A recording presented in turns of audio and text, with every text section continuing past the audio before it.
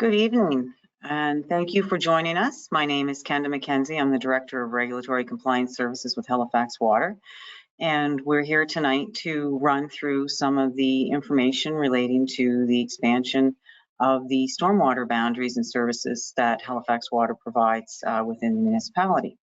And with me tonight, I have Saju Matthew, who oversees some of the customer appeals and the billing aspects, as well as Mark McGonnell, who is our stormwater engineer and does a lot of our drainage investigations and does a lot of the review of appeals and looking into the impervious area for properties. In the background, behind the scenes, we have Jeff Myrick, who is our communications manager, as well as Jake Fulton, who you may, he'll be managing the screens and monitoring the chats that we have to intake questions. And I also believe that Councillor Pamela Lovelace is joining us tonight as well. So I'm just going to go through some of the formalities of the session before we get started so that everybody understands what's going to happen tonight and how you can participate. So I'm just going to run through for the first few minutes what stormwater service is, how it came into existence and why and how we establish charges and some of the services that we provide. There'll be two ways in which you can ask questions at the end of the presentation.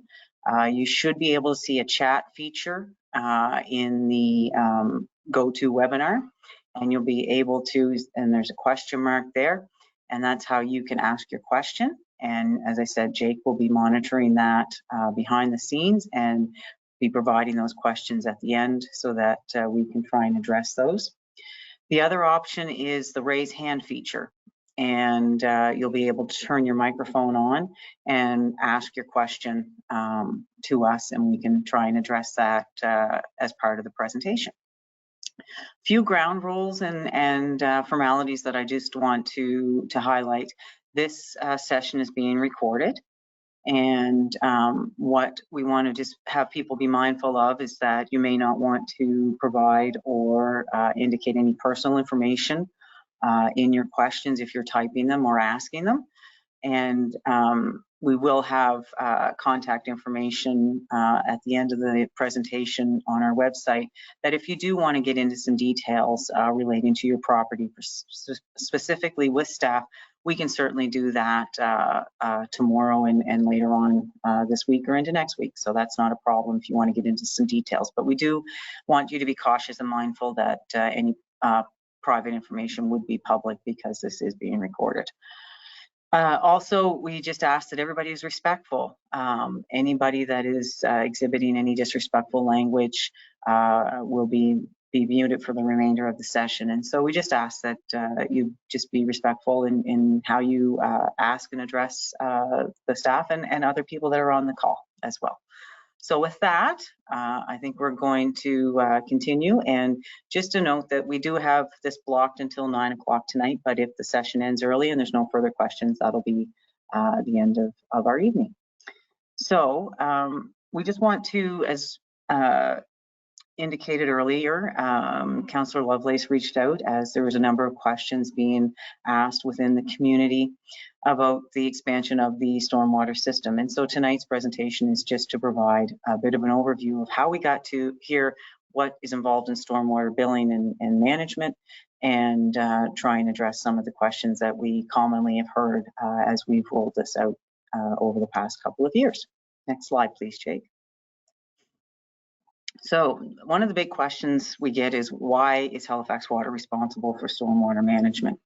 And in 2007, HRM transferred the responsibility for wastewater service and stormwater service to Halifax Water. The intention was to ensure that the service was properly funded and could be effectively managed and upgraded as required for the residents within the municipality that received those services. The Halifax stormwater boundary essentially originated from the road ownership boundaries that were set between the province and the municipality. And this stemmed from a road transfer agreement that exists between HRM and the province that was originally signed in 1996. And so Halifax Water is responsible for the stormwater systems that are on HRM-owned roads within this boundary that was established and transferred to us originally in 2007. In July of 2021, Halifax Regional Council approved the acceptance of some additional streets from the province in keeping with that original road transfer agreement that was established between the two entities. And as such, Council then requested that Halifax Water consider and assume responsibility for the delivery of stormwater service in the two expansion areas that were being considered. And we went through a process whereby we took this request to the Nova Scotia Utility Review Board. And in April of 2022, the transfer was approved by the Utility Review Board, and Halifax Water began providing stormwater service to the two areas in June of 2022. Next slide.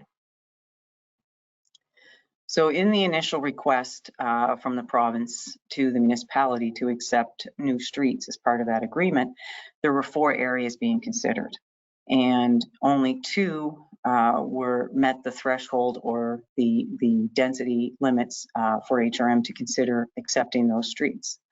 So the first area was Area 1, which considered Otter Lake, Hubli, Hedem, St. Margaret's Bay areas.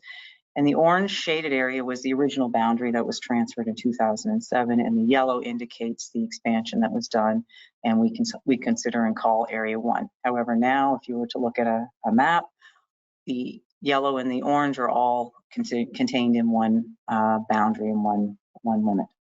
And next slide.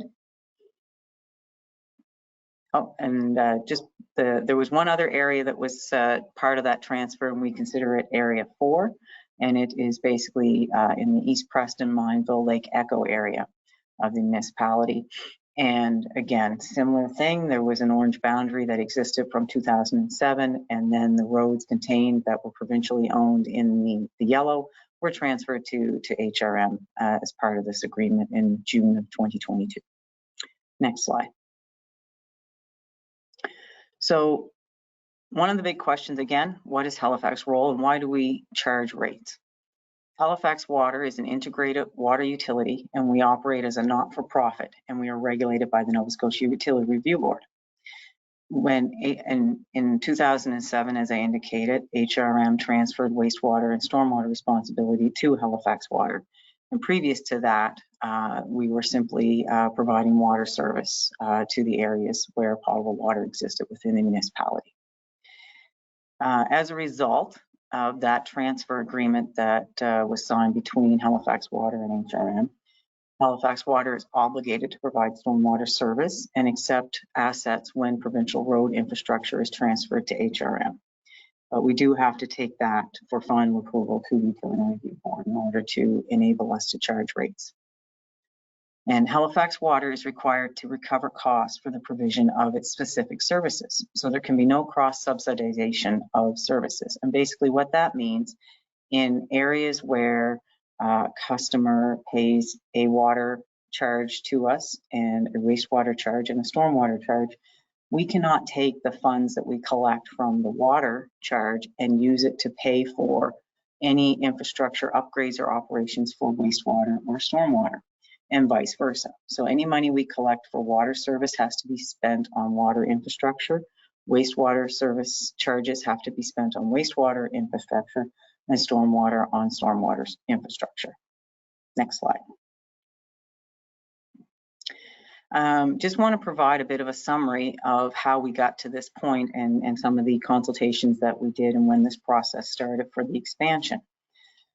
So we made an application once after we were requested by the municipality to consider taking on areas 1 and 4, made an application to the Nova Scotia Utility Review Board in October of 2021.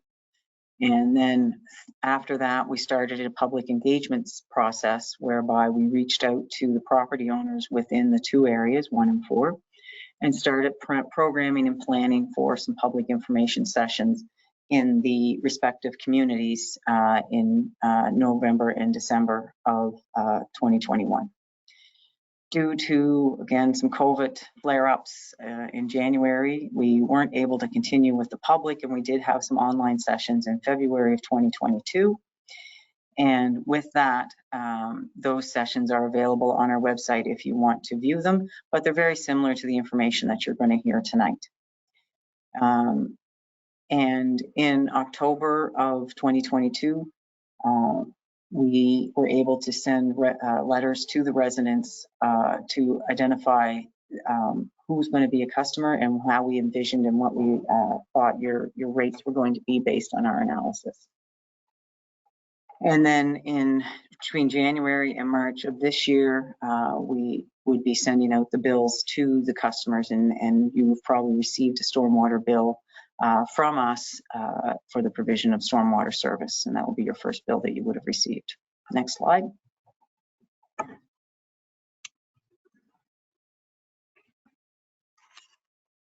So part of what we're going to review tonight, we want to give a bit of background just so everybody has the same understanding and understands some of the things that go into determining who gets service, how we establish rates, and the different services that we provide to our customers. So the first point that we want to make or to explain is what we consider to be stormwater. So it's precipitation of all kinds. It includes rain, snow and ice melt, groundwater discharge, and surface water. And basically, the stormwater that runs off of impervious surfaces in the community, such as roofs, parking lots, driveways, and other hard surfaces that may exist on your property or in your community. Next slide. And why does stormwater management matter? As you drive around your communities, you see a lot of hard surfaces such as pavement, packed gravel, roofs that prevent precipitation from naturally soaking into the ground. And as that runs off without proper management from these impervious areas, you could see flooding and damage to public and private property and infrastructure during a precipitation event.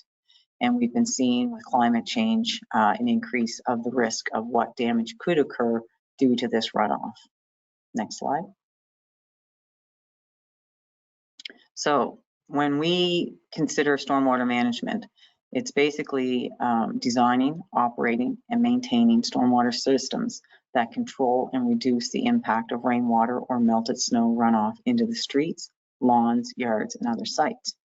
And during precipitation events, when we look at the stormwater systems that have to be in place within our communities, they have to be designed such that they can handle the runoff in all types of scenarios. And when ground becomes saturated because it's been raining for a number of days, or in the winter months when the ground is frozen, that runoff sometimes increases. And so it creates that excess amount of runoff from hard surfaces. And we have to give consideration to that. So although some water may permeate into your ground and your yard, there are conditions in certain circumstances where it will run off and get into our systems. And eventually, once it enters our systems, it could run into streams, rivers, lakes, and wetlands, or the ocean. Next slide. Just a snapshot of some of the infrastructure that Halifax Water has. Basically, we have tens of thousands of stormwater customers within our service boundary. And we have over 600 kilometers of ditches and drainage swales, 17,500 culverts, close to 25,000 catch basins, close to 1,200 kilometers of stormwater pipe, and approximately 46 retention ponds and holding tanks throughout the system. And all of these assets need to be considered in a holistic fashion in order to provide proper stormwater management. We can't look at one individual component because they all support the whole system and getting the stormwater to its proper resting point and trying to minimize the damage and impact to communities. Next slide. So a lot of the times people wonder what is the value that Halifax Water is providing to its stormwater customers. So first and foremost, when we want to make sure stormwater is managed to protect your property, public infrastructure such as roads so that they're passable during storm events, and overall the environment. And Halifax Water, as part of our stormwater service, it's designed to ensure the flow is managed and the customers are protected. And this includes routine inspections of our systems, monitoring for and removal of any blockages in the systems, and conducting necessary repairs in the ditches and culverts. And this is inclusive of the driveway culverts. So basically the portion, if you have a culvert in your driveway that's contained within the road right-of-way limits, that is a culvert that is an asset of Halifax Water. And if it fails, we will come in and replace it. Next slide. One of the other things that causes some confusion, and we try and minimize this as much as possible for our customers and the residents within HRM, is who's responsible for what. So starting June 1st, Halifax Water became responsible for the efficient flow of stormwater through the stormwater system in the 2 expansion areas. And HRM became responsible for roads, bridges, roadside access, visibility and sight lines at intersections, and other non-stormwater assets within the right-of-way, such as traffic signals and everything. So that's what happened on June. Those assets were transferred respectively to our organizations. Do want to note one of the calls and the questions that we get is related to cosmetic grooming within ditches. So some residents may call and ask for us to clear a ditch because there might be bulrushes growing in the ditch. When we assess those, we're looking to see whether or not that vegetation is impacting the flow of water or obstructing the flow of water in the ditch. If it's not obstructing the flow of water, we do not remove it.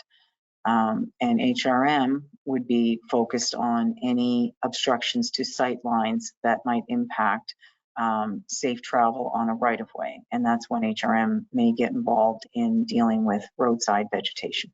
So just want to highlight that because that's one of the big calls that we do get in the summer months. Next slide. So I want to talk a bit more about the hard surfaces that we mentioned before and how that impacts runoff and what is impervious area, because that's part of how we determine your bill and how you get charged. So we do an assessment of what hard surface exists on each property. And we use satellite imagery to look at that. And so we tally up what roof area you have, any driveway, whether it's asphalt, concrete, or gravel, any walkways, those types of hard surfaces, and to determine what the impervious area is for your property. And to provide some context, I live in the Tantallon area, and I am on well and septic. And my house footprint is about 1,200 square feet with a garage, and my driveway is probably about 100 feet long. And when my impervious area is all tallied up, it comes in and around 500 square meters. And I just want you to keep that example in mind, because when we get to the slide about rates, I'll give some examples in a bit more detail on how those charges are applied. Next slide. Also, when we're determining the charge, once we have established what your impervious area is, we have a drainage model, and it looks at where does the water go when it leaves your property, and does it enter into any of our stormwater infrastructure. And predominantly in the rural areas, you'll see ditches and culverts, and in the urban areas, you'll predominantly see catch basins and pipes. However, we do have blends of different types of infrastructure in different areas. And basically, when we're establishing whether or not you are going to be a customer, we're looking at, does water leave your property and drain to one of the systems that we own? And we'll get into this a bit more detail further on, but water can leave your property and drain directly into a system in front of your property. It may go out the back or the side of your property and cross other properties or cross wooded areas and ultimately enter into our system that may exist on another street within your community, and you will still be considered a customer based on that analysis that when we use our drainage model for that. Next slide. So I apologize, this is a little busy, but we wanted to share this to explain some of the changes that have recently happened with our rates, and also provide some context of what's going to be happening with HRM's road right-of-way charge. So and also to explain the difference between the right-of-way charge and what we refer to as the site-related flow charge. So, as I explained in my example about my property, I came in at 500 square meters. And if you look at the first table and the tiers that exist, that would put me into the tier 4 category. And my current rate that I would pay to Halifax Water on my bill as of April 1st of this year would be $76 a year. Up until December 1st of 2022, it was a rate of $54 a year. And then effective December 1st, it went to $64. The change happened in addition to us going to the Utility Review Board last year to get the expansion approved. We also had a rate application where rates were assessed and adjusted to manage the increased costs of providing service for stormwater customers. And with the bill that I will be getting from Halifax Water, the bill that I just received in March, the amount of my bill would be prorated from last March to December 1st at a rate of $54. And then from December 1st to March of this year would be prorated at $64. So if when you're looking at your bill, sometimes the amounts are adjusted because if there's a rate change mid-billing cycle. And so we just wanted to explain that. And then going forward, in my next year's bill, it will be based on $76 a year starting April 1st. I'm also now going to talk about the culvert only, because that comes up a little bit later in our slides. There are scenarios where properties drain away from our system and the stormwater does not enter our system, but they may have a driveway culvert. And as I mentioned earlier, we're responsible for the maintenance of the driveway culverts. And so in order to try and create some equity amongst our customers and make sure that people are paying for services they are going to be receiving, we have a culvert only charge. And there's going to be some areas within communities where the best example is property that's on the ocean, but it has a driveway culvert and all the water leaves and goes into the ocean and doesn't touch our system. So they would pay, the current rate is $19 a year for a driveway only. And we also have commercial rates that are based on the impervious area of that property, and those are listed below. Now, I'm going to explain a bit of how we came to have the right-of-way charge and what the current issues and how it's being applied now. When we initially went to the Utility Review Board back in 2013 and the charges were established for the site-generated flows for what's leaving a property, the Utility Review Board noted that HRM has a large amount of impervious area, which is the road surface. And the Utility Review Board asked us to consider HRM as basically another customer that has impervious area. And so when we did the math on how much impervious area and what the relative charge would be for HRM, it was a little over $3 million. And so when we sent that bill to HRM, they asked that we would collect that going forward on their behalf and determined that given the number of properties in the service boundary that were receiving stormwater service and the value and the $3 million that they owed, it turned out it was calculated to be in and around $40 a year. So we were charging the site generated flow to our customers for their portion of the impervious area that was leaving their property, plus the $40 a year on behalf of HRM for the right-of-way charge. And that was effective up until April 1st of this year.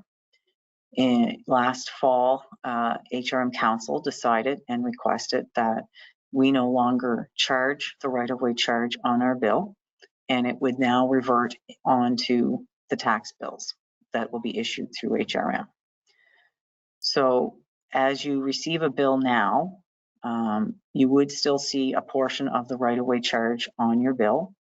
And the next round of billing that you receive from us, you will probably see a prorated amount of that $40 for the period between your last bill and your bill that you're going to get up until April. And then what will happen going forward, you'll then see on your tax bill the HRM right-of-way charge for stormwater service. And going forward, you'll only see the storm site generated flow charge from us on future bills. And there's another slide, I believe, that has a bit more detail on that. And next slide, Jake.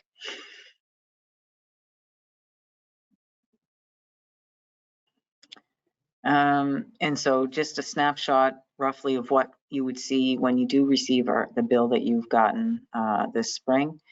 There would be the site related flow charge, which is again for the tier, the respective tier that you fall within in our billing framework. And then the right-of-way charge from HRM, which would be $40.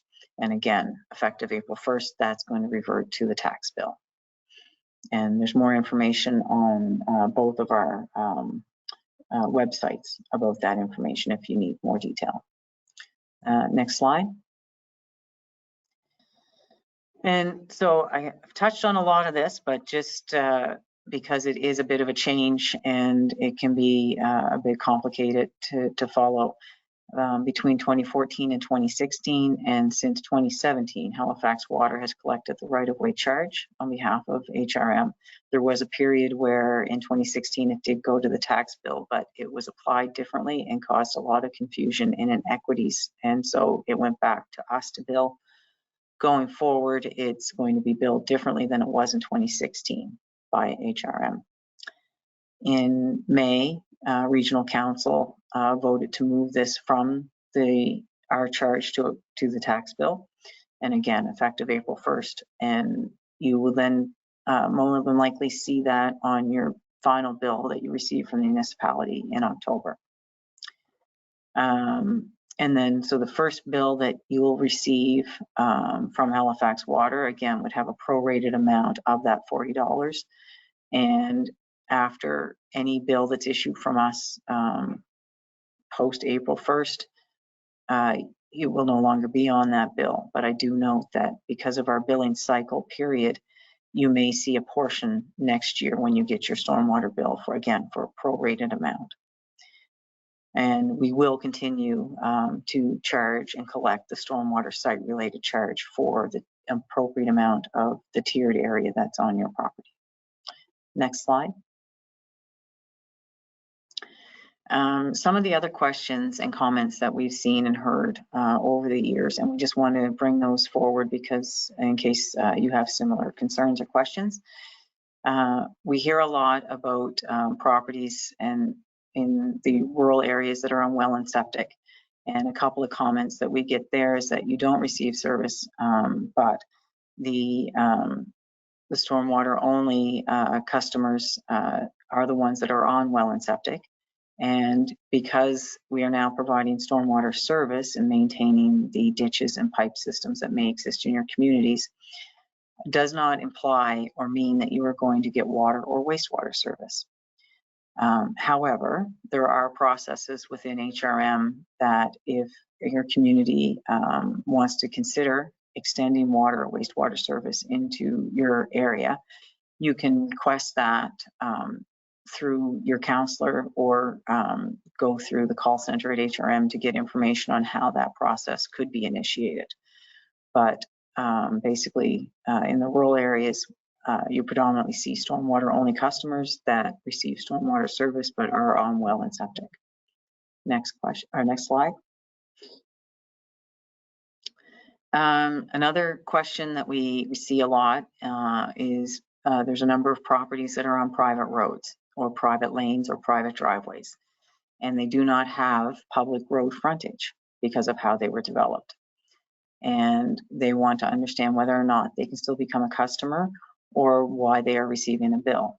And you can live on a private lane or private driveway and still receive a stormwater bill from Halifax Water. And again, as part of the process of evaluating where does your impervious area drain to in our drainage model, if we determine that your property drains to a ditch or a culvert on another street that is managed and owned by Halifax Water, you would be considered a customer.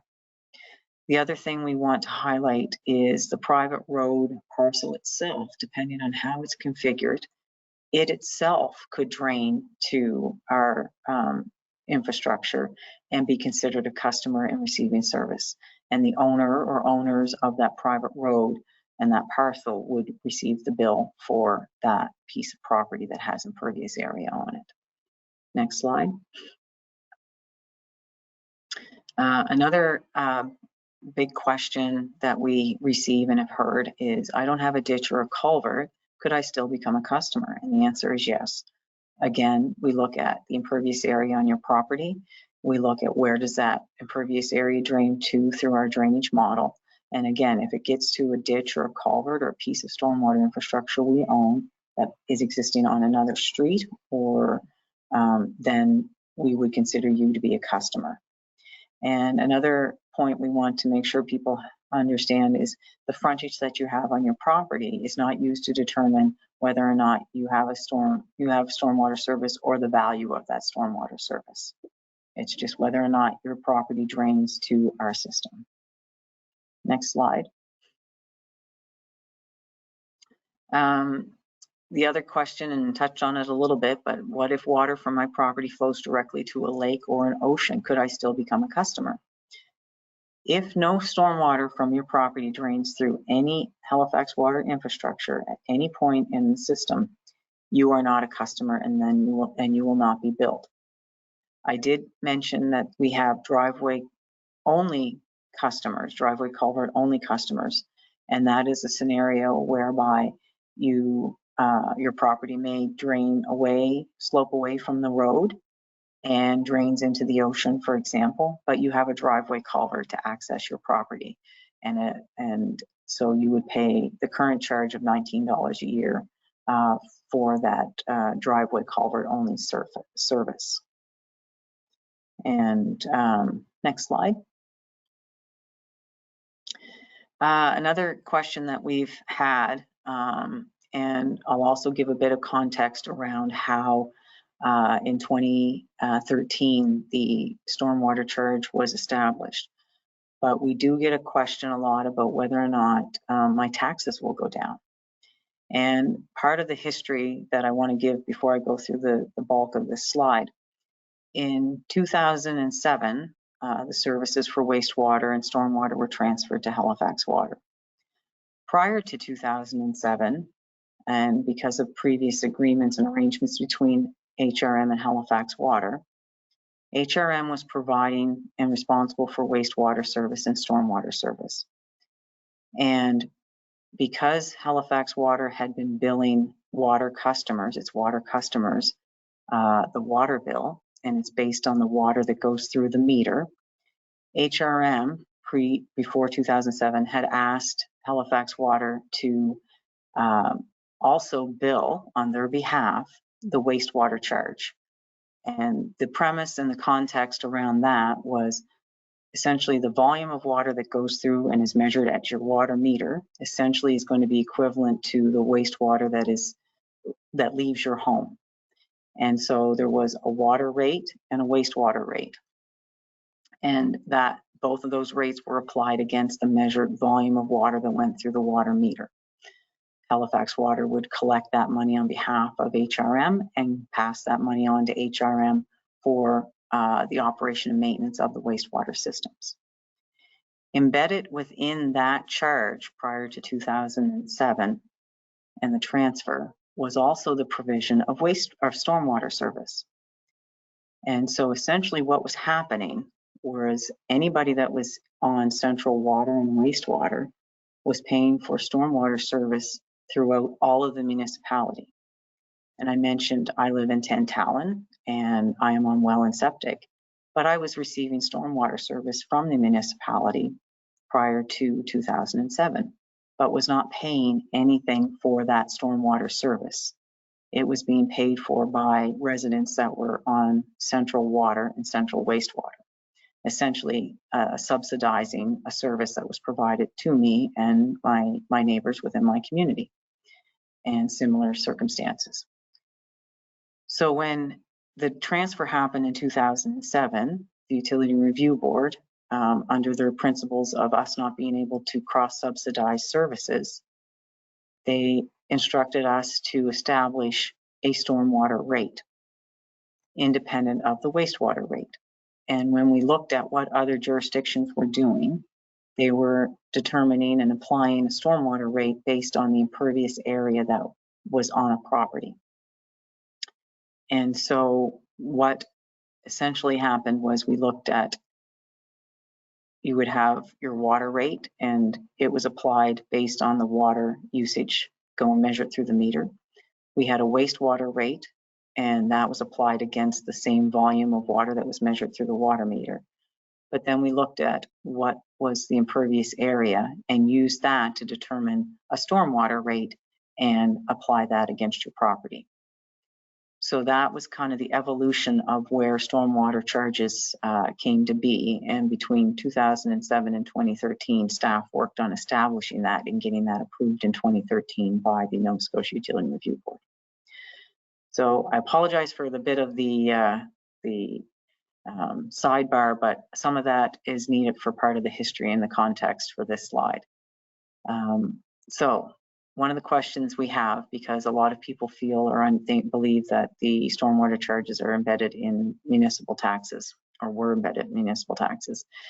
The province sets their income taxes and collects those. Property taxes are established and collected by the municipality. Halifax Water does not collect taxes. We collect charges. With the transfer of the infrastructure, it is a result of an agreement between the province and HRM. As part of, there's been a couple of these service exchanges in the past. The first and the last one was 2006, and then this one in 2022. With the transfer, there was no funding provided to HRM or Halifax Water from the province for stormwater service.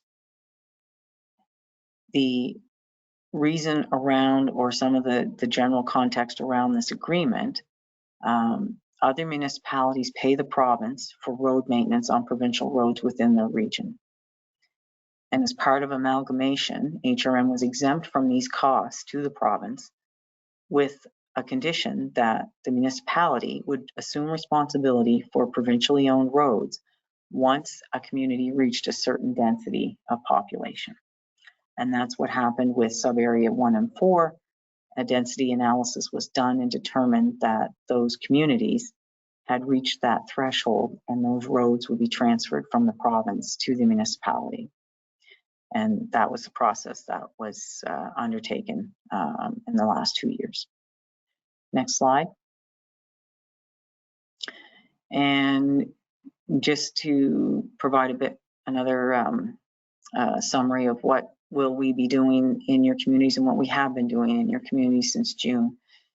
Our primary goal is to ensure that stormwater systems continue to function and to avoid damage to roads and to private properties.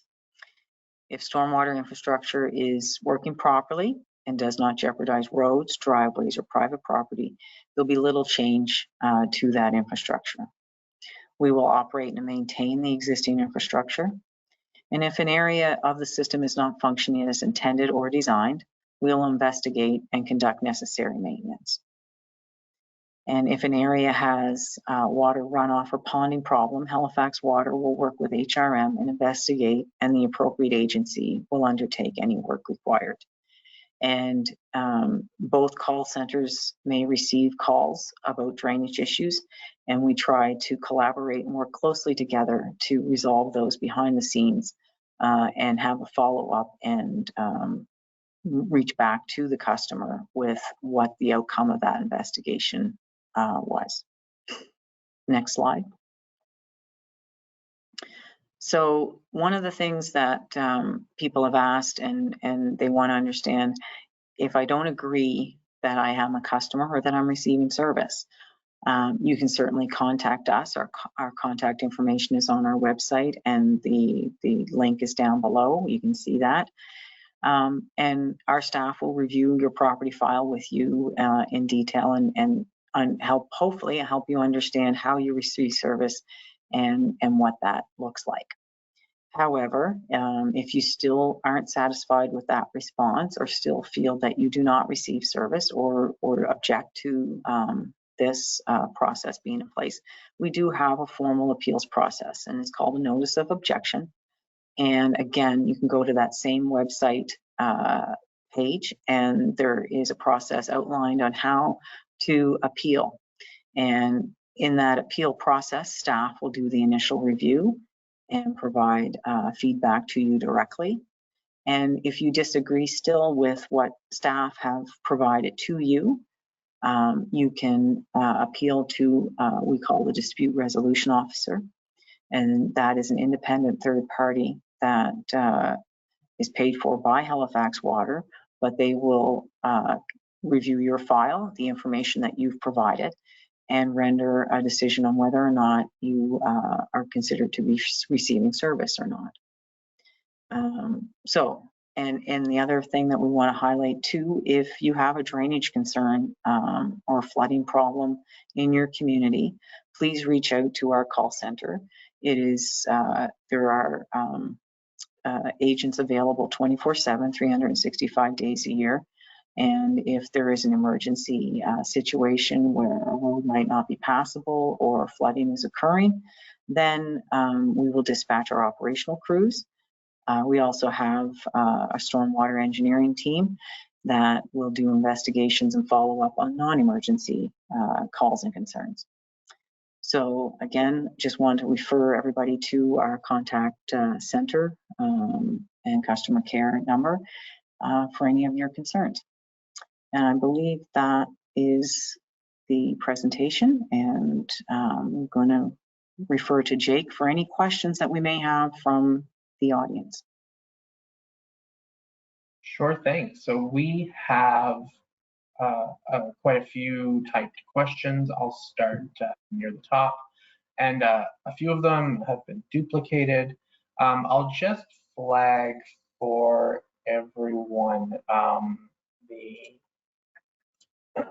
ability to raise your hand if you'd like to speak. A few people have asked the same question a few times, so if anyone who's watching wants to raise their hand, we can, once we've made it through the typed portion, we will give you the opportunity to speak if you feel it would be easier to have more of a back and forth in asking your questions.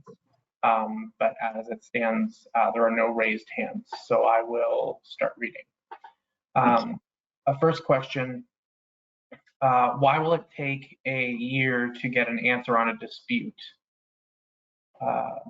specifically along the Mineville Road? Before charging us, Halifax Water should have all the data as to why they are charging us. So a couple of points there. When you received a bill, we did have all of the data. So we've gone out, we've captured where the infrastructure exists, we've captured the impervious area, and we have determined that water is flowing from your property to our system. And so by virtue of receiving a bill, we have done that investigation and that analysis. When a customer puts forward an appeal, it could be because there is something that they feel we did not take into consideration or should be aware of, and we will do a reassessment of that. We do see a number of appeals because people need a deeper understanding of how it's determined that they receive service, or they simply don't feel that they receive a service. And so we will go through that in a higher level of detail and provide a sketch showing where water flows from your property and to what piece of infrastructure it flows to help provide that context of how do we determine that you are a customer. The timeline, when we do expand an area, or if we make a change or an adjustment to how the bills are charged, or there's a change in how the expansion areas are dealt with, we usually see an influx of appeals. And so that just becomes a time constraint and for staff, because we have a small team that looks at these, but it just becomes a volume issue, and sometimes the appeal process takes longer than we would like it to. Hopefully that answers some of the question. Awesome. So the excuse me, the next part of the question, what infrastructure is Halifax Water fixing that exists along the Mineville Road? So, not knowing the details of what's along the Mineville Road, but going back to one of the earlier slides, if the infrastructure is functioning properly and it's draining and it's still essentially intact and operational, we would not be doing any work on that infrastructure. If we are part of our regular investigations in the area, or if a call comes in to flag or identify that there's a problem or perceived problem, we will go out and look at, does that ditch need to be cleaned? Is there a culvert that needs to be cleaned? Is something impeding the flow of water? If the water is not being impeded and it's functioning as designed or intended, you will not see us undertake any operational work. If a culvert is failing or getting to end of life, if it has failed, we will undertake the repairs in a short order, because we're mindful that people need to cross roads and also get across their driveways. If it's part of our asset management process, we do look at targeting certain areas to replace typically corrugated pipes, because they have a shorter lifespan than the plastic high density polyethylene pipes or the concrete pipes that you see. So it's a combination of different operational standards and capital replacement standards that we will undertake in communities. But if there is a specific example that a resident wants us to investigate, they certainly can call, and they will be assigned a ticket, and we would initiate a work order to go and undertake the investigation and follow back up with the residents. Very good. Next question, how can a private corporation like Halifax Water create an account with an individual without a person's consent? So we are a utility that is owned by the municipality. So we're not necessarily a private corporation. We do have to answer to Nova Scotia Utility Review Board and Nova Scotia Department of Environment and Environment Canada as a suite of our regulators. We do have agreements with HRM and the province on obtaining contact and customer information to establish those customer accounts. And so we do have legislative abilities to create those accounts for people within the service boundaries that are considered to be receiving service from Halifax Water. And again, I believe there's more information in detail on that on our website. There's a series of FAQs, and that is one of them. Lovely. Another question about, I think we've covered it, the why is it taking the amount of time it's taking to complete appeals. A question sort of in addition to that is, what is the ramification or course of action a citizen can take against Halifax Water if an appeal is successful? So what typically happens if through that process that I described, so you would initiate a notice of objection, staff would review it. If upon staff's review and any new information that you may provide to us, we've determined that you were billed in error, the bill and charges will be reversed, and you will be refunded that amount of money. If you, under staff's review, are still considered to be a customer and you still disagree with that, then you can initiate an appeal to the dispute resolution officer. The dispute resolution officer will render a decision, and in that decision they will determine whether or not you are a customer and you should pay the bill to Halifax Water, or you are not a customer and Halifax Water should reverse that bill. Once the dispute resolution officer renders the decision, whether it's you are a customer or you're not a customer, either party, Halifax Water or the customer, have the ability within 30 days to appeal that to the Nova Scotia Utility Review Board.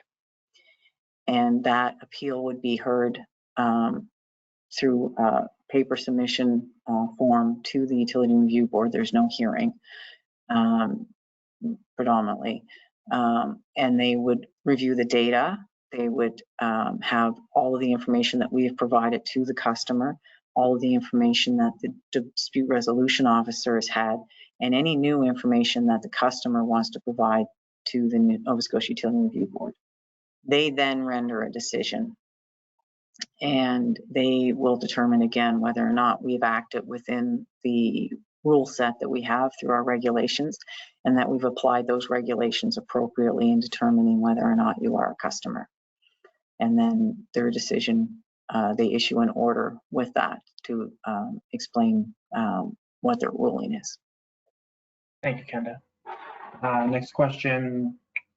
When assessing the impervious areas, is it considered that some of these areas may not drain into Halifax Water infrastructure? For example, stormwater runoff from the back of a roof may run to a water system in the backyard, thus not entering the system. So there's a couple of points to that. With the residential properties, if you're considered to be a residential property, which is based on the public assessment valuation for when your property is assessed for tax purposes, if you're deemed and considered a residential property, that's how we will bill you in our tiered system. And what we do and what has been approved by the Utility Review Board is to look at all of the impervious area, regardless of whether or not some of it drains to the system or not. And you are billed based on that total impervious area. So in my example that I gave, there's going to be portions of my property that do not drain to the system, but I am billed in a tier 4 rate based on the 400 square meters of impervious area that I have on my property. With non-residential customers, they're charged based on the square meters of impervious area that they have that drain to our system.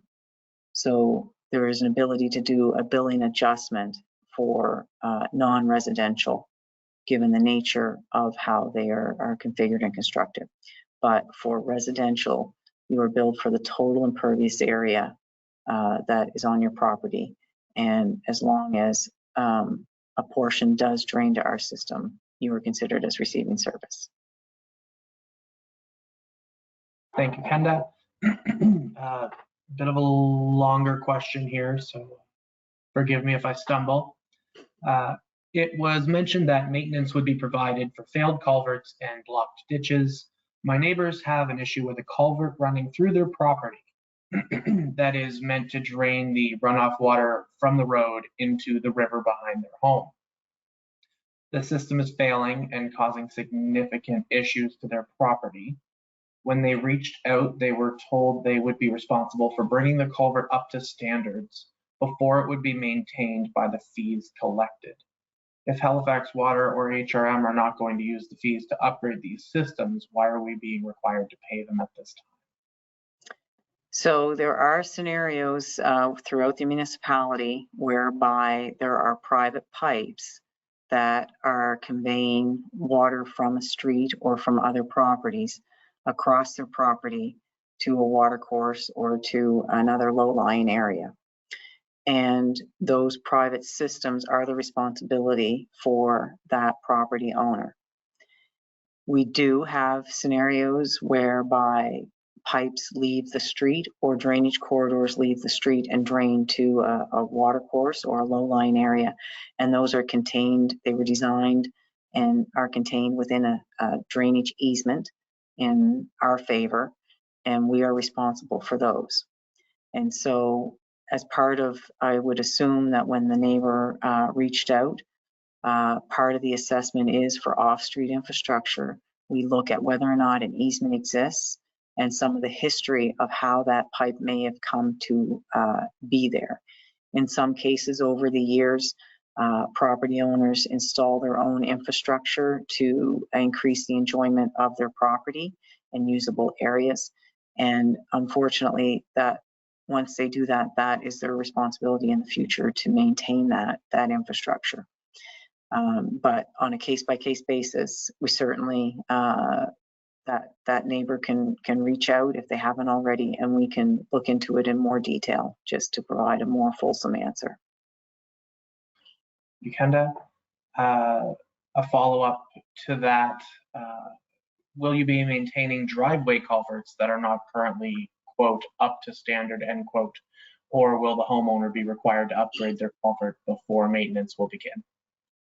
No, so within the new areas and the old areas, we are responsible for driveway culverts. So we do look at, though, is it still functional? Is it still operational? And then it could be, if it is failing and you can't access your property, we will dispatch our operational crews to do a replacement. And if it's part of programmed work where we may go into a community and replace a number of corrugated culverts that are getting near end of life, those will be replaced by Halifax Water. But they may be reviewed on a case-by-case basis depending on what our operational budget is for that season and what condition the infrastructure is in. Thank you, Kenda. A question on right-of-way. And Councillor Lovelace is here with us tonight. So she was on council in May of last year when the vote was taken to move the right-of-way charge from Halifax Water bills. So the question, can you confirm why we are responsible for the right-of-way charges to HRM? Should that not be covered through the property taxes we already pay? So I can start. I don't know if you have anything you want to add, Councillor, but basically when we started down the path of establishing impervious areas and charging for impervious areas and stormwater fees, that's when the Utility Review Board told us to treat basically HRM as a customer and charge them for impervious area. It then becomes a manner of how does HRM want to capture that amount to pay that bill to Halifax Water. And as indicated initially, it was divvied up amongst all of the customers within the stormwater boundaries, but has since then been looked at in a different light and put into the tax base and in order to collect the money so that HRM can pay that charge to Halifax Water. I don't know if anybody has anything else they want to add to that. Yeah, thank you, Kenda. I would just say, this was an unbudgeted amount. We were unaware as the municipality that it had to be paid until the Nova Scotia Utility Review Board basically affirmed that HRM was responsible, and therefore previous council had made a decision to collect it on the Halifax Water bill, as Kenda had mentioned. That being said, the Halifax Water bill was not going to all of those folks who were benefiting from the municipal roadway. And so that's why Halifax Council has made the decision to make it a much more equitable charge and distribute it throughout the entire area of folks who are within the municipal stormwater boundary. So people who are currently on provincial roadways are not paying the right-of-way charge. But that being said, HRM did actually have to, or I should say Halifax Water actually ended up going to court to make sure that the province was also paying their fair share of that right-of-way charge as well. So, and I think it was the Bridge Commission as well. Yeah. So there was some dispute as far as, the Utility Review Board made the decision that HRM needed to pay, and then in addition, the Utility Review Board agreed that the province had to pay as well as the Bridge Commission. So to make it more equitable, HRM made the decision to put it on the tax bill for those folks who are within the municipal stormwater boundary. And actually, Jake, can I ask my questions now since I've got the mic? Sure. Okay, great, thanks. I just wanted to make a comment. Kenda, there was a question about the appeal and why it's taking so long, and how people had to pay this charge, but they weren't really sure if they were going to win their appeal or not win their appeal. And I just wanted to point out, it's very similar to how PVSC works. When the Property Valuation Services sends out your tax assessment, you have the opportunity to appeal. And until you go through that process to appeal it, people are still assessed for their tax rate based on their assessment until you win that appeal and go through that PVSC process and their appeal process. So I just wanted to point out, the appeal process is very similar to PVSC. I also wanted to point out that people who are currently on provincial roads receive stormwater service from the province. So if someone in Hubbard or Queensland needs their stormwater culvert at the end of their driveway fixed or replaced, the province of Nova Scotia, through their Public Works Division, does that work. And those individuals do not receive a bill from Halifax Water, similar to all of the folks who are now in this Area 1 and Area 2, Area 1 and Area 4. Previous to June 2022, the province would have taken care of any kind of stormwater issues or culvert replacement and that kind of thing. So just wanted to clarify, currently the province is still engaged in fixing any kind of stormwater issues on provincial roads.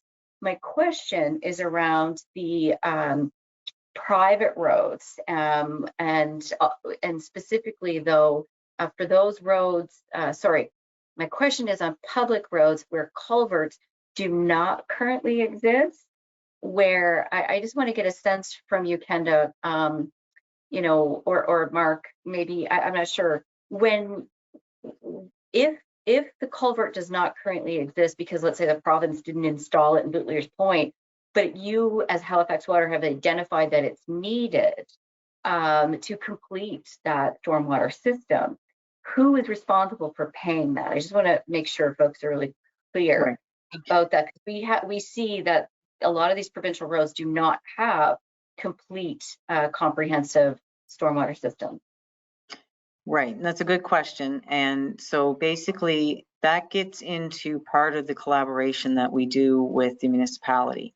And so in areas where it's determined that stormwater systems should be installed because they don't exist and are needed to provide drainage for the roads and the ditches that might be in that area, or it could be in the urban core, and a catch basin needs to be installed in a low-lying area to deal with flooding and icing and ponding issues, the municipality is responsible for that. There are, recently we approved through council and through the Utility Review Board cost sharing framework and formulas for us, that if there's a benefit to Halifax Water infrastructure and our customer base, we may cost share on something. But if it's purely that a piece of infrastructure is needed to provide drainage to a roadway, HRM is predominantly the one that has to take the lead on that. Our mandate through the Utility Review Board is to maintain and operate the infrastructure that we have.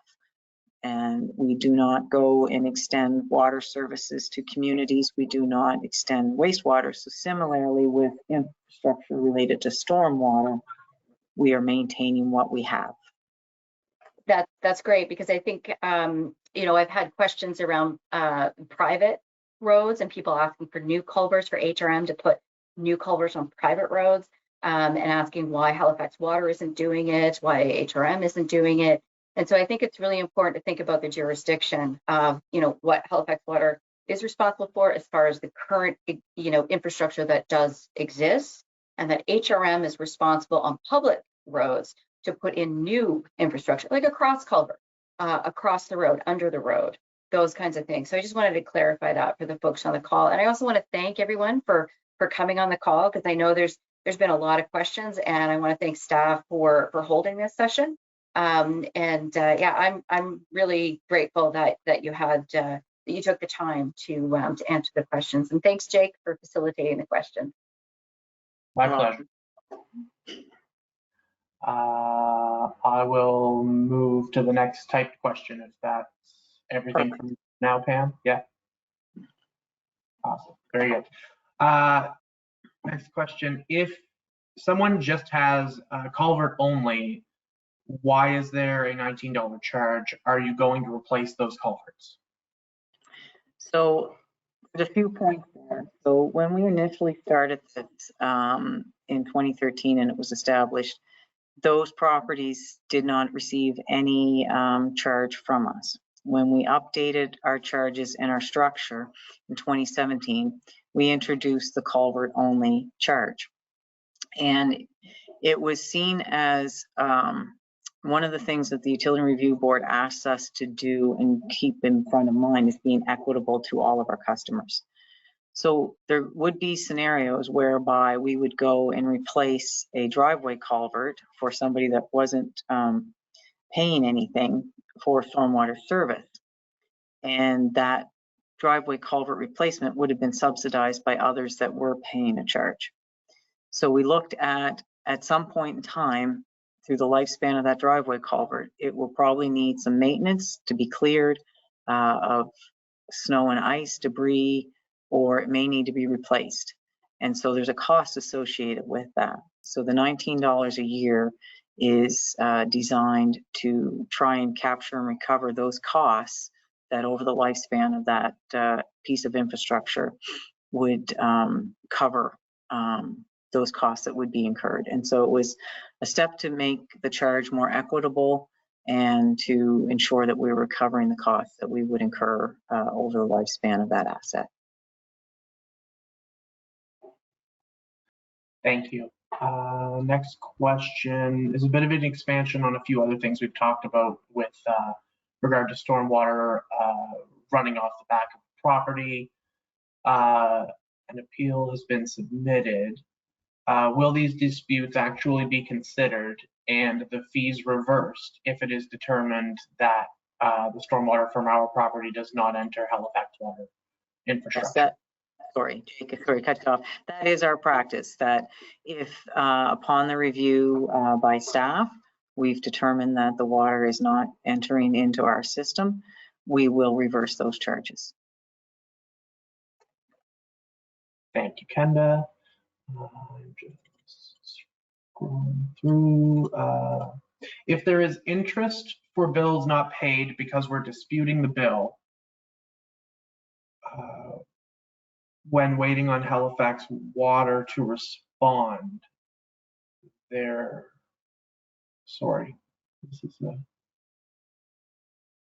we should not have to pay interest when waiting on Halifax Water to respond to a dispute. That's the question. Right.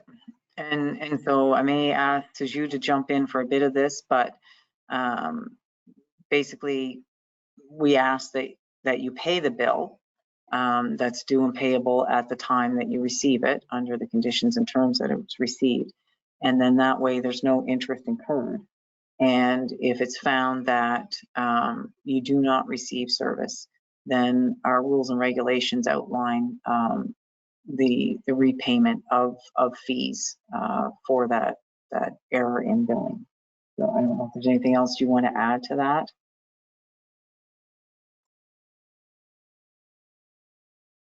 The regulations actually state what would be our interest that we should be using. It is the ones that are provided generally by the banking system, so that we follow through with the same interest rates. So. Thank you. Another question touches on something we've spoken about, but it's clearly an important one to talk about. So even if a property is 400 or 500 feet from the main road on a private drive and there is no culvert at the end of your driveway, how is stormwater from my property being taken care of by Halifax Water? And yeah, so that is an important question, and that is one that we receive a lot of. And again, we have taken the impervious area, put it into a drainage model that looks at contour mapping, survey data of where infrastructure is located, and it does the analysis based on where would that water drain to. And so stormwater in a number of different scenarios may go to infrastructure that exists on a piece of infrastructure, could be 500 feet away. I don't know, Mark, if you have a number of a distance of some of the things that you've evaluated over the years, but when that infrastructure is designed, it has to be designed to capture and convey all of the water that would drain to it at some point in time. Within the catchment area. And then the other thing that it can be is that we use is LiDAR. I mean, contours is one thing, but the LiDAR is the most up-to-date data. And LiDAR is accurate to within, plus or minus 6 inches. So the data resolution that we have and the flow monitoring where we can determine where water goes is, is down to within feet. So it's quite accurate, and it can be kilometers away, that the catchment area, kilometers in size, that something's going to drain to. It's challenging to see where stormwater will go, because you think but it can go a long distance. And we also, just to reiterate points that were made earlier about in a frozen ground condition too, the stormwater systems are designed for those scenarios as well. So there will be some water that will percolate into the groundwater table and be part of recharge. But the systems have to be designed and mindful of what water would get there in a frozen or saturated ground state, and making sure that it's big enough for that water when it gets there. Yeah, there's no question, like the hydrologic cycle, it accounts for groundwater recharge. You need that for your wells. I mean, there's going to be a portion that's going to, in the summertime, that's going to get evaporated. There's going to be a portion that's going to get absorbed by vegetation. There's going to be a portion that's going to be absorbed into the soil and just remain there. But there's going to be a portion of that will become runoff, that during certain storm events is going to make it to these systems. And these systems are designed to handle those storms. There may be some storms that, it's been dry for a couple of weeks and you get a tiny little rainfall, not a drop will leave your property.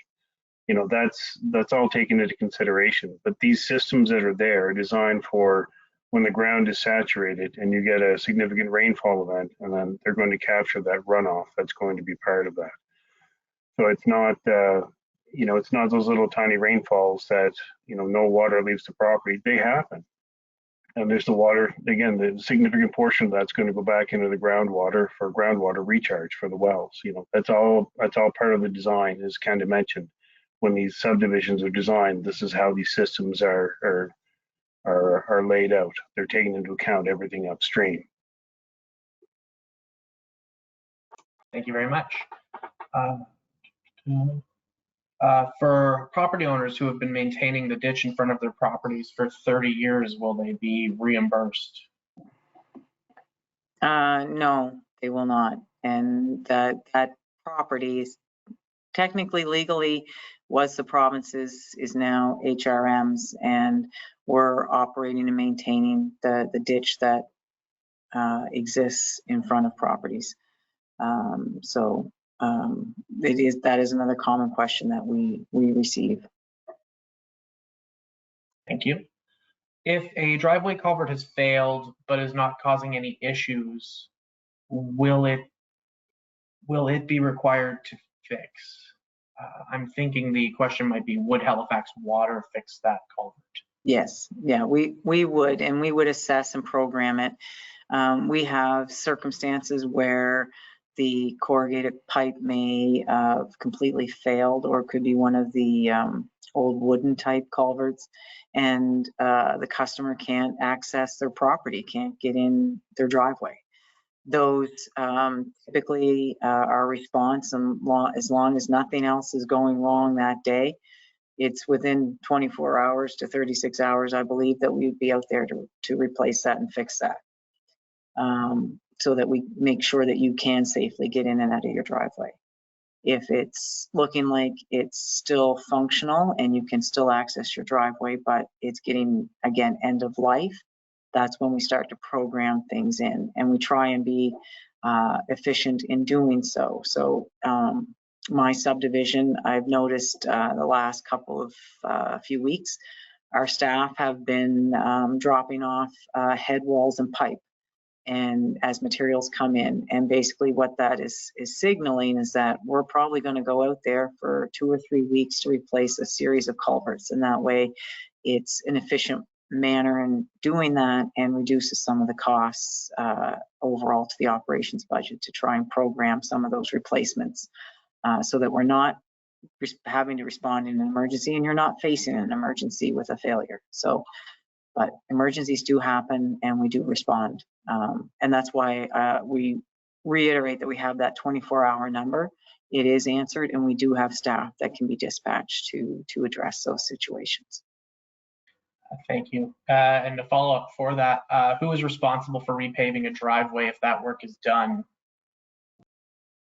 So what we will do, we will, if the driveway is paved and it's cut to do the replacement, we again program those. And typically, if again, if it's a one-off thing, we will coordinate getting somebody to pave that section of the driveway. And if it's part of the scenario where I said we go in and we might do 10 replacements or something on a street, we would coordinate to get a contractor in to patch and repave those all at once to try and, again, minimize costs. Thank you, Kenda. The next questions are typed. They are from Kurt, who has their hand up. Kurt, I'm going to give you the ability to turn on your microphone, and I think that might be the easiest way for you to ask your question. You should see the ability to turn a microphone on now. Can you hear me? Yes. Hello? Hello, we can hear you. Okay. Well, first of all, thank you for having this evening. My name is Kurt Sarlos. I live here in Tantallon, and I've had some time now to digest getting a bill from you guys for this, and I still, no matter how many slides or anything, I still think that this is absolutely a stretch that you guys have put together. I mean, this is just a tax grab. That's all this is. And it's absolutely disgusting. In a time when we are absolutely down and out because of things worldwide and COVID and the rise of groceries and gasoline and everything, the fact that you guys are trying to profit, okay, or create income or whatever you want to call it, off impervious views of people's property is absolutely hilarious, because all the information that I have researched in the last couple days has, for every inch of water, it penetrates the ground up to 6 inches. So even if we had a rainfall that dumped a foot of water, it would only go as far down into the ground as 96 inches, 8 feet. So how you guys think that anybody's impervious views on their property out here in the country in Tantallon is somehow contributing to this big catch basin at the end of the road, or as you guys say, it may end up a couple blocks away. I mean, you guys, come on. We're all adults here. We're not stupid, right? What's actually happened here is council and the MLAs, okay, along with the UARB policing it, okay, you guys have created a pathway for you guys, Halifax Water, to bill non-water customers. And it's absolutely disgusting. So a couple of points. Or do you have any other? No, I'm finished. I mean, I'll sit back and listen to you guys. I'm absolutely disgusted with you guys, to be honest with you. And then your guys' answer to me, if I don't pay my $80 bill, is that you'll put a lien against my house. That's what your guys' customer service said to me the very first call about this. Because I'll be honest with you, ask Pam Lovelace, ask Todd Vino, ask anybody that will listen. I've been talking, because this is absolutely ridiculous, and you guys know it is. This is just a tax grab, a loophole. And the MLAs, you don't think people know and are on to you guys? People know what you guys are involved in, right? The MLAs and the councillors, they create the pathways for you subsidiary companies to come in and bill people for services that they don't even have. Now, currently, I'm in the appeal process. I'm in a private subdivision that we look after. We look after the roads. We monitor our own private properties. So I don't even understand legally how it's even possible that you guys got away with this. I don't even understand it. It doesn't make any sense to me whatsoever. Thank you for asking me your question, Kurt. I'll ask Kenda to respond. Thank you.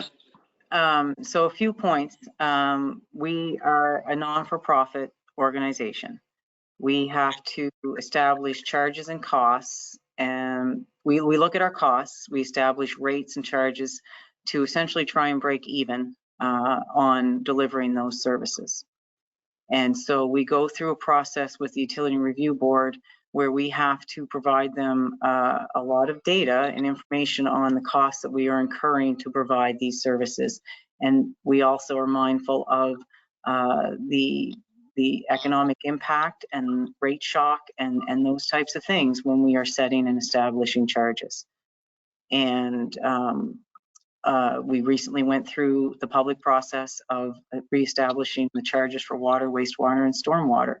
And in some cases, some of those charges are not going to be enough to fully recover the costs that we are incurring for providing these services. So I just want to highlight that we are not for profit. And as I said, our only shareholder is the municipality as a utility. To the next point, and some of the research that you've done on where the drainage and how much water will penetrate the ground. When we establish this charge, and going to some of the things that I highlighted earlier, where previous to the merger in 2007 and the transfer, the charges and the costs for stormwater service were embedded in the wastewater charge. And applying a charge for stormwater service against a measured water consumption was not relatable. And when we look at the impervious area, we're looking at a relative impact that you may have on our system. So as I said, my property has 400 square meters of impervious area. So I'm going to pay more than Mark's property, which is less. So Mark's probably a tier 2 if he has smaller impervious area. And so using the impervious area is trying to establish a relative billing determinant, that's the term that we use, in order to apply an equitable charge across the customer base. So yes, there's different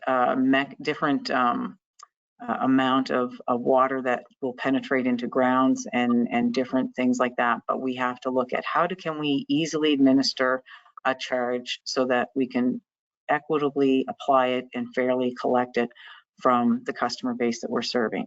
So that's why we opted to go with the impervious area determination, because it was used throughout different jurisdictions in North America.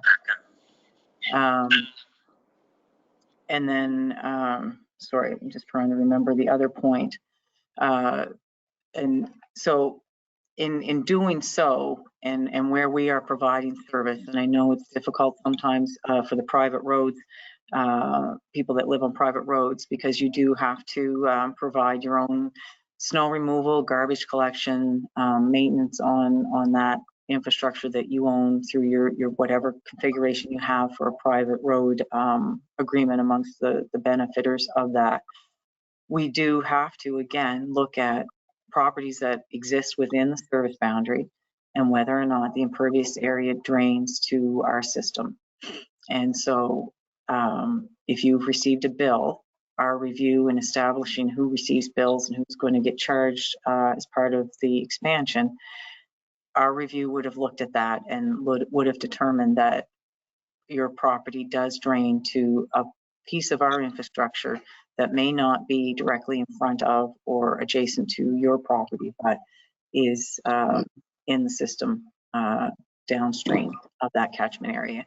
And that will come out as part of the appeal process. A sketch will be provided to you illustrating where the water goes and how it gets to that system. I think I may have captured some of the main points. And just one more, thank you, Kenda, for that. Just one more response for Kurt, because he's kind of where I was back in 2013, 2014, you know, mind blowing that this is what was happening, that provincial roads were being transferred to municipal roads, which came with the Halifax Water charge, and people who are on private roads were unclear as to whether, you know, they were going to pay this, and there wasn't an appeal process in the beginning, and then there became an appeal. There's been a real evolution of this entire, infrastructure charge. I just want to make sure that folks are fully understanding that, you know, Mr. Banfield's Court of Appeal with regards to these charges and whether or not he should be receiving a bill, which I think was in 2016, kind of maybe, yeah, 2015, 2016. And, you know, it was really clear that under provincial statute, the utility is, is authorized to send the bills. We've got the appeal process. Residents have the right to go through the appeal process to, you know, have this determination made whether or not they should be paying the bill or whether or not they actually don't receive the service. And that's the appeal process, that I think that I encourage everyone to go through. And, you know, sorry, Kenda, but I do think that it's fair for folks to go through that process. That adds obviously more work for Halifax Water staff. That adds more time for, you know, individuals waiting for their appeals to go through. But this is the process that we have right now. We're the only municipality in the province that's going through this with our water utility. And I think, you know, the bigger issue now is looking at it from an environmental perspective and ensuring that we have stormwater systems that are, you know, stormwater that's entering our wetland systems, for example, that are not causing harm to those wetlands or causing harm to our lakes and so on and so forth. And so, you know, Halifax Water is entering in this much larger conversation with provincial legislation and thinking about, well, how do we make sure we protect the quality of the stormwater, not just the quantity, but it's also now a conversation around quality and kind of, advancing that in collaboration with the province. Keep in mind that, there's a boundary. Stormwater knows no boundary. There is a municipal road boundary, and then there's the folks who are still on the provincial system where it's the province that's going to change the culvert. And this is an evolution where pre-2006, or actually I should say pre-amalgamation, right? There were a lot of changes that took place in the last 25 years. But we're going to see more changes because we're at the table right now with the province doing a service exchange agreement. This is not the last time that we'll have this conversation about stormwater, or the last time that we'll have this conversation about infrastructure charges and infrastructure changes. But I want to help people understand this kind of almost like how did I get the bill and why am I getting the bill, and why are we paying for this when we may or may not actually receive it. It's similar to the conversation we're having with people who receive a tax bill for road infrastructure charges who live on a private road. The road infrastructure charges are in the general tax rate because the entire municipality benefits from having, proper, effective, and well-run sort of public works system for our roadways. Our economy depends on having great roadways, just as our economy depends on having efficient and effective service for stormwater. So I just wanted to throw that out there. Like this is a much larger conversation, and unfortunately, it has taken this long for the province to actually download their roads to the municipality within this Area 1 and Area 4. But there's more roads that will be downloaded to the municipality, and at one point, I'm hoping that the municipality will be responsible for all of our roads, except for the 100 series highways. No thanks, I don't want those. But thank you, Kenda, and I want to thank Kurt for being here and asking his question, and appreciate you being outspoken. And certainly it's confusing to a lot of people. Well, it's confusing to a lot of people because it's not right? I mean, this was a pathway created from the MLAs and the councillors in this province, created this pathway so utility could bill non-water customers. That's all this is. And it's a tax grab, and you guys can say what you want, but I would say, Pam, you better be careful with the environmental aspect of it and the safetiness of the stormwater, because of the amount of salt that's pounded on this road. You guys don't want to have to start testing water in ditches. So I'd be careful on how you speak. But I will say that you guys may have won this one, but I can honestly say that it's disgusting. And you guys can divide it up however way you want. You can call it different things, but that's exactly what this is. And it's not right. So thank you very much. Thank you, Kurt. I will move to the next person with their hand up. Dennis Boudreau, you should, yeah, it looks like your mic's on. Go ahead, Dennis. Oh, hello. Hi. Hello, we hear you. Yeah, so we just have a couple of questions about our particular property. We have a ditch on part of the front of our property against Hubley's Road, and we do not have a culvert under our driveway, nor does our neighbor. I mean, does that mean that somebody's going to come out and put a culvert in, or? We are in a main subdivision, a main intersection. Yeah, that's right. So our water runs off right into the road. Yeah, our driveway, we're up on a hill too, so the water kind of just runs out on the road along with our gravel. Will anything be done about that? So a couple of points.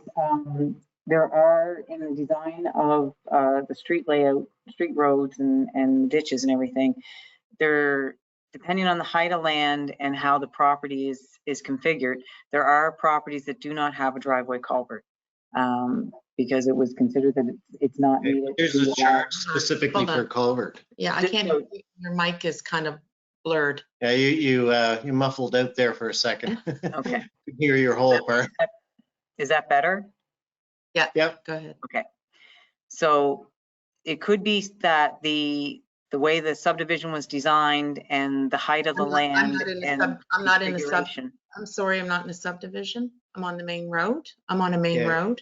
Right. I'm just- yeah. So I loosely use the term subdivision because in our world, when properties are created, whether that's on a road, the main road, or a local road off of that, it's through the subdivision of land. And so unfortunately, I just use that term. So regardless of where your property is, it might have been configured and when it was designed that it didn't need a driveway culvert per se. And the drainage was done in a certain manner. We have a charge on our bill for a For culvert. a culvert. So should we get that taken off our bill? Right. So what I would suggest is that you go to our website and you can either call in and have us review your property, because again, I don't want to get into property information on this call, but if you want to, you can email that information to us and it would get to Mark's group and they would do an assessment to see what's going on. Also, if there's any drainage concerns or issues based on what you're observing, we can also look into that as well. So if you want to open up basically a customer request and we can do a review of that. I had another question too. Our road, as when I called Halifax Water, they said that Halifax Water has taken over the calls for potholes, like the access fee that's on that bill pertains to access to all of the ditches and everything. And I said, we have no shoulder, we have no crosswalks or anything. And we have a lot of potholes. Like we have cones in our potholes. And Right. So we're on a main road with, it takes too much traffic. And so can we get that taken off, that access? Because we are on a main road. So are you talking about your Halifax Water bill? Yeah, Or when not I a called tax bill? when I called about this bill, she said, I asked what all of the charges were for, and she said one of them was access. That means the road running in front of our house is the access. That's what I'm to understand, that they took over that billing. Yeah, so I think we may need to look into your bill a bit more detail because potholes on the road are still HRM's responsibility. Right. And if there's problems with the shoulder of the road or there is no shoulder, that again is HRM's responsibility because it's part of the road infrastructure. Yeah, because it's a main school road and it's probably, and I'm not exaggerating, the worst road in all of Nova Scotia to be a school road. It is a main intersection that holds way too much traffic lined up for at least a mile every morning, 4 ways. So, yeah. So I think Mark, it looks like you want to say something and I don't. No, I'm just thinking out loud, if I may, and correct me if I'm wrong, but you have your bill. If you receive the bill, is it the right-of-way charge that you're talking about? Yeah. So, okay. So the right-of-way charge is your portion of, as Kenda explained earlier in the presentation, it'll eventually disappear from the bill and it will go into the taxes, but it's HRM's portion of the bill that you're paying. It's to do with stormwater. It doesn't have to do with street repairs. That falls under HRM's jurisdiction, definitely. So I was just thinking when you're talking about, I think there may have been a miscommunication with perhaps the customer care person you were speaking with, and again, just perhaps a misunderstanding of some language or verbiage or whatnot. Oh, okay. That's the only thing I can think of. But no, it's the right-of-way charge that's on there. That is HRM's portion of the bill that you're paying for stormwater.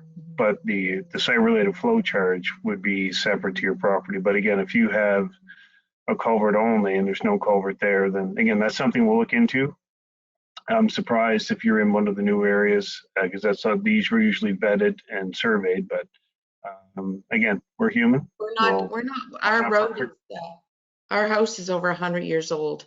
This road is the actual St. Margaret's Bay Road that we're on, the original St. Margaret's Bay Road. So this, just to let you know, I can give you a bit of peace of mind. I had, it's Pam speaking. I had HRM staff look at your road. Well, they were there, of course, assessing it when the transfer took place, noting the fact that the shoulders are bad. Public Works provincial staff were well aware that Hubley's Road was in a mess and it needed to be upgraded years ago. Unfortunately, the province did not do that work. HRM staff, I had them there again this week to look at measures that need to be done ASAP. So I just heard from the engineering folks today that they are scheduling work because yes, you've got cones, like it's just terrible. And you know, it's just completely unacceptable. You know, the hope was that the province was going to fix it before they transferred it. Unfortunately, they didn't. So we're trying to do the best that we can with all these 300 kilometers of roads that have just been downloaded to us, and are prioritizing all of those issues. Hubley's Road has jumped to the top because of the state that it's in. So you will see HRM staff on that road, or contractor, I should say, very soon. Thank you. Is there a rule of law that says that a school should have 2.5 kilometers of sidewalk as well? No. In the Yeah. province? There's actually very few schools in this province that have sidewalks. Most of them are in the downtown areas, and very few schools have sidewalks. I'm just gonna, sorry everyone, I'm just gonna jump in the interest of time with only 18 minutes remaining on this call. I'd like to draw the attention to stormwater management if we can. Thank you. Were there any other questions from Dennis or the other person on the line regarding Halifax Water billing or stormwater?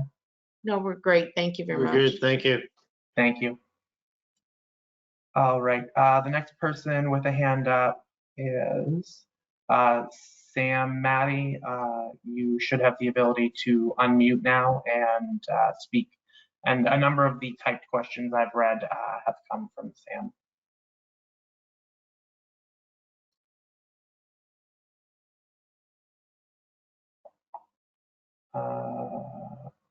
All right, you're still muted, Sam. What I'll do for now is another person is waiting, Sandy Fuller. You should have the ability to unmute now and ask any questions, and we'll go back to Sam afterwards.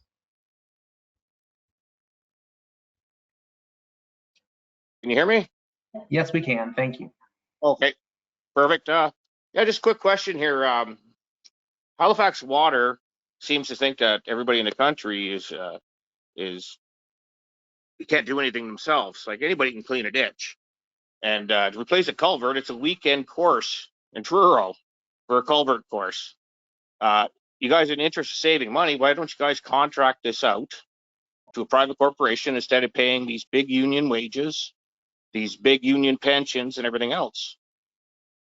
And on one of my questions earlier, actually my wife's, you stated that Halifax Water has legislative abilities. What does that actually mean? Thank you. So when we do replace culverts, it's a combination of utilizing our own forces, or we may contract out to a third-party contractor. So we do look at both mechanisms. And again, we're trying to be as cost-effective as we can, and are held to a high standard from the Utility Review Board in order to do that. And they look at those types of things when we're setting our rates and charges. So we do make every effort to make that as quick as and as cheap as possible for the customer. To the point about individuals doing work within the right-of-way, there is an HRM street bylaw that exists, and in order for anybody to do work within the right-of-way, that bylaw requires them to have, I think it's $2 million in liability insurance, and only certain people and contractors have the right to work within the right of way. So that's where we have that ability through our arrangements with the municipality that we can do work in the right of way. And again, we hire contractors that have that liability and are designated as contractors that can work in the road right of way. So Yes, 100% agree with you there. In my case, in particular, I'm out in Lawrencetown here on a private road. When each side of the road has a big sign saying no maintenance, use at own risk, that was put up by HRM. And yet I'm getting an ROW charge and stormwater service charge. And not all my properties, just my main residence. And 3 other properties are exempt from it, both ROW and stormwater charge. And so yeah, it's a private road. I should right. be able to do my own. And so on the private road, you can do your own work. It's when you talk about work within HRM's right of way, and that's the work that we undertake or our contractors undertake. But how does Halifax Water decide that 3 of my other properties are exempt from an ROW and a stormwater charge, except my place, which is furthest in, which all drains to the ocean, has to pay all these fees, right? I attempted to get an appeal on the go, but there should be a time limit. Like, this is 5-6 months. I've been waiting just for an answer. I called to inquire on it after receiving a bill and was informed that, well, they'll just put it on your, a lien on your property. And I'm like, what the? So, and I just want to check, can people hear me? Yes. Okay, perfect. Okay. So there's a couple of points. So we would look at each of your properties individually and determine whether or not water flows from those properties to our systems. And so it sounds like you have one property that was determined to flow to our system and the others do not. And when under the current structure up until April 1st, if you were determined to have water flowing to our system and you were a customer of ours, you were assessed the ROW charge. And then after April 1st, it's going to be on the tax base and assessed to the properties within the stormwater service boundary, so that other people that might not be receiving stormwater service from us but are benefiting from the use of public roads are going to be paying that on their taxes. So we would have done that individual assessment of the properties in order to issue the bill. And again, we apologize for the time that it's taking to do that appeal review, but we are getting a number of appeals, which normally happens when we do make adjustments to our billing structure. Yes, what I'm saying is, how would you do that individual assessment without violating? I've removed all implied right of access to the corporation Halifax Water, right? So how would they come down here? I removed all. So I'll just explain how it's done. So we use satellite imagery. The lure, whatever it is. Yeah, so we look at satellite imagery to determine the impervious areas that are on properties.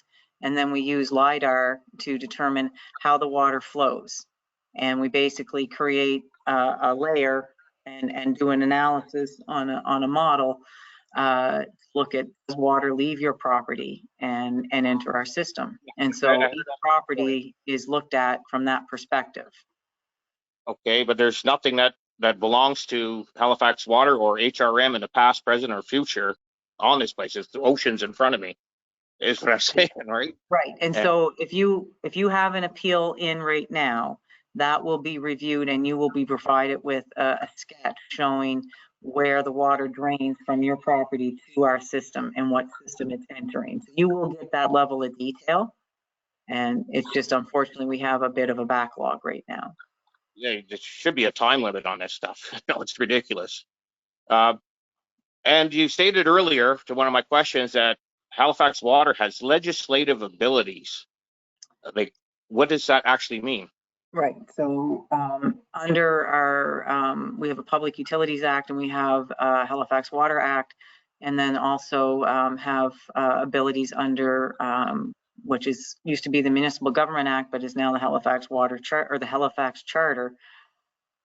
So there's legislation that is approved by the province, and that gives us certain authorities and abilities to do certain things. It could be enter onto property to fix a part of our system or to do something, or it could be to do work within right-of-ways and that type of thing. So one of the, yeah. So we had the ability to create the accounts, and so there was legislation that existed to allow us to create these accounts. Okay. Okay, great. That should be all the questions for now. Thanks, guys. Thank you, Sandy. Sam, I will give you the ability to turn your microphone on again if you are able to.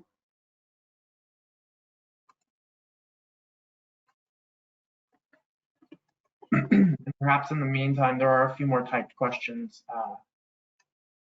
I'll run through until Sam's able to turn their microphone on. A compliment for you, Kenda. Great presentation. Not from me. So essentially, what you're saying is that all of the people are not getting the services. Right. So effectively, it means that customers who do not directly receive service along their properties are still being charged if stormwater leaves their property and eventually reaches the Halifax Water stormwater system. That is correct. And that's where we just ask that when you consider a stormwater system, you have to look at it holistically, that water will leave my property, go into a ditch, and it's still being conveyed 3 or 4 streets over from my property until it gets to its outlet. So it's a big network of ditches and pipes. All right. How can Halifax Water tell me where the stormwater goes when it leaves my property? And so that, sorry. Yeah, and then, so that's part of, there's a couple of ways you can reach out and we can have a conversation and walk you through that and share some information with you. And that can just be done through our call center. Or if you want to do a formal appeal, you can fill out the request or just call and say, I'd like to appeal it. And we would provide basically the same type of information, but we do ask, for the opportunity to have a conversation about what's going on with your property and where the water's going, just to help you understand how the bill was generated. Very good. We've had another message from Sam that the microphone's not working for them. I believe Sam had another typed question here, so I'll read through that. And I'm thinking that'll probably wrap us up for the evening with a 9 o'clock end time.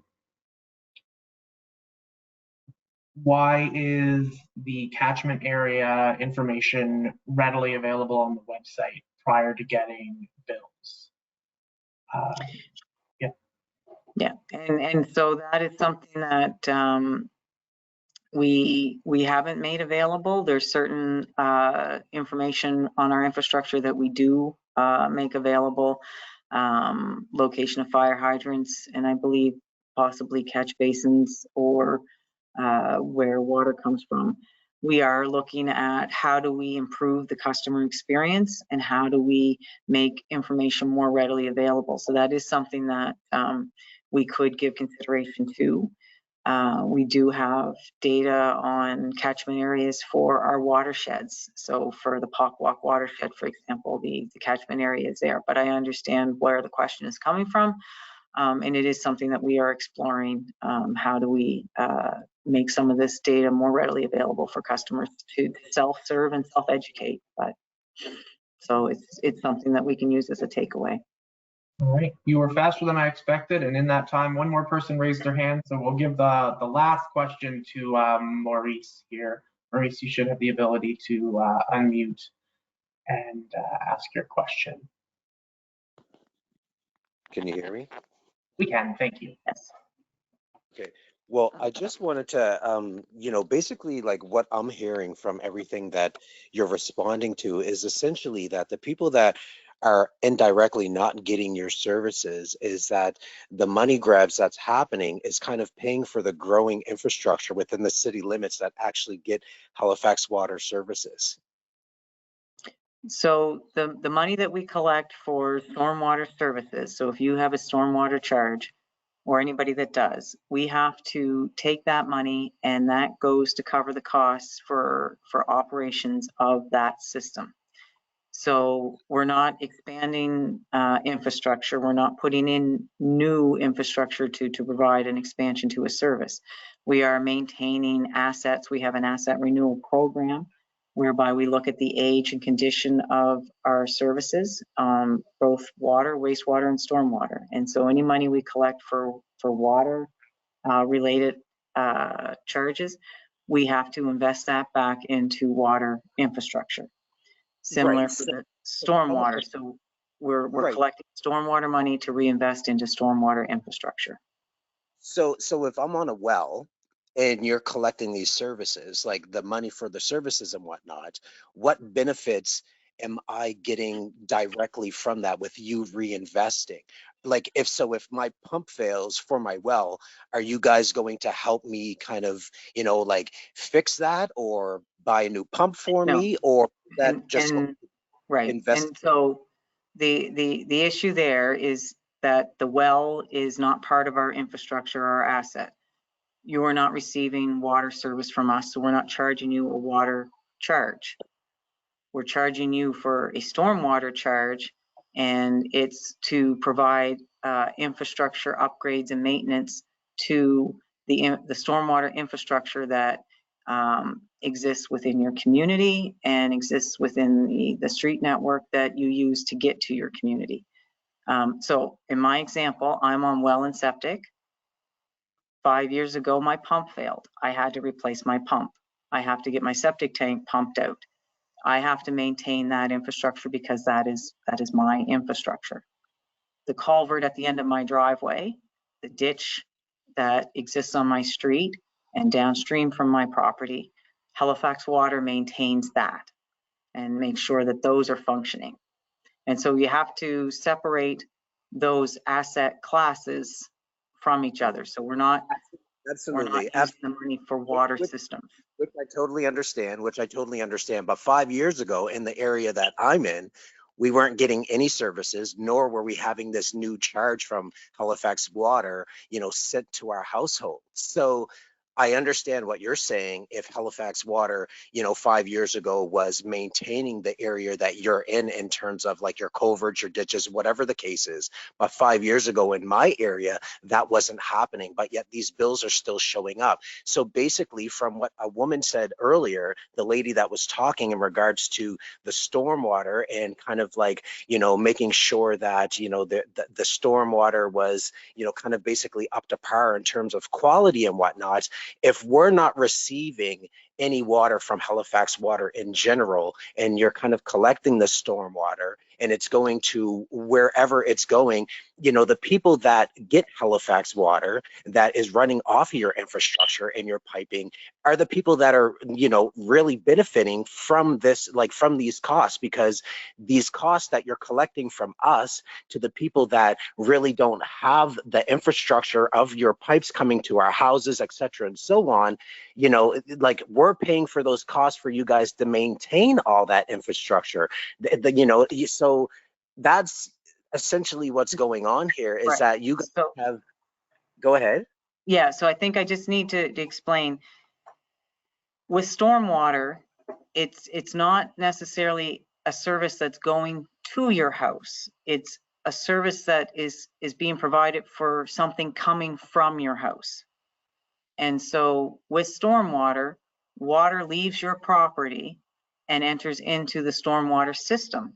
And that system could be a network of ditches, culverts, catch basins, pipes, drainage corridors.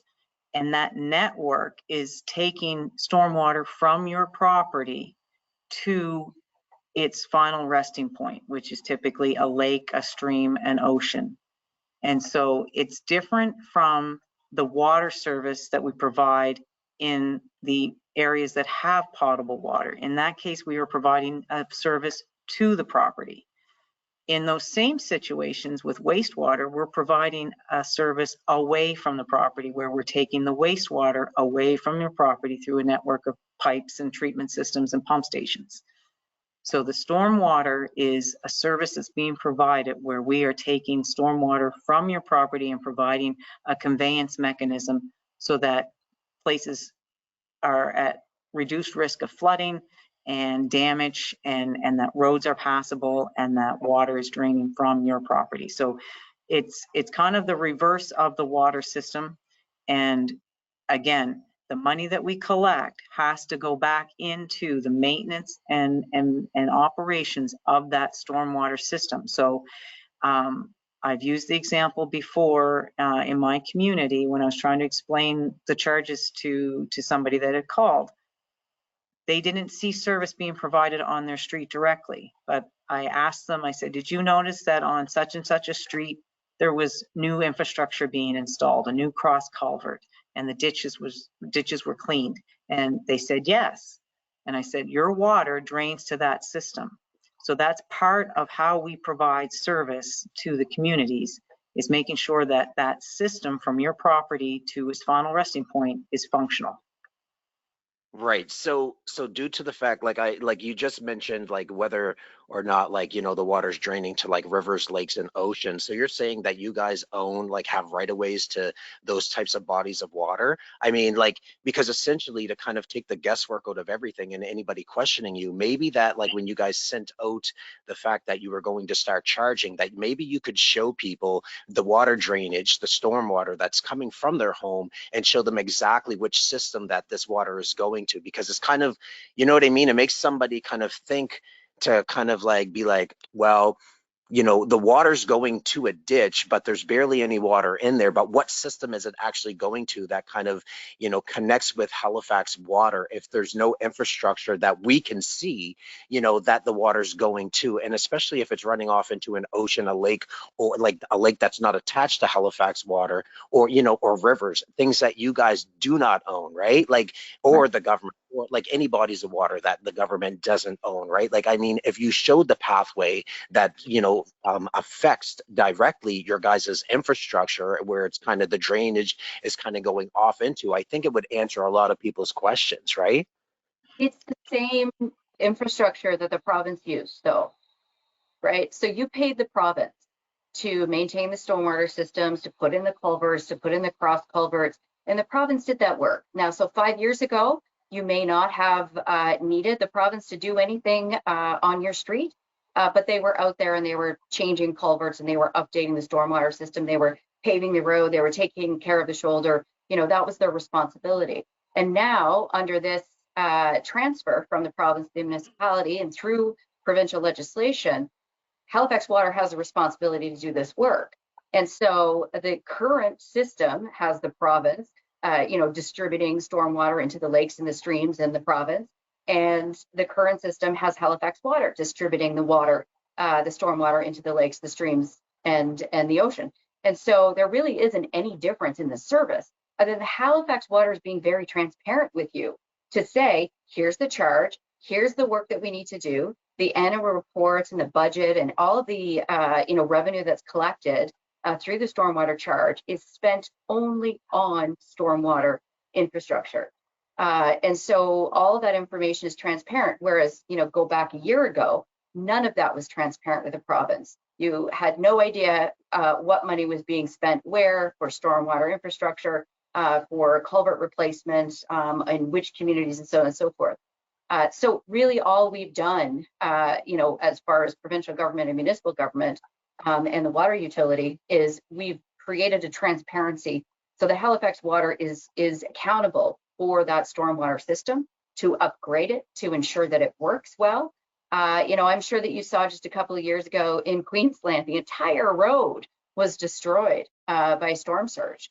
And, you know, that's something that we want to mitigate for St. Margaret's Bay Road, to ensure that we work hand in hand with Halifax Water and the municipality so that we don't lose that road, so that we don't have any, you know, issues as far as people being able to pass back and forth, or that there's flooding on property that should be mitigated by an effective and comprehensive stormwater system.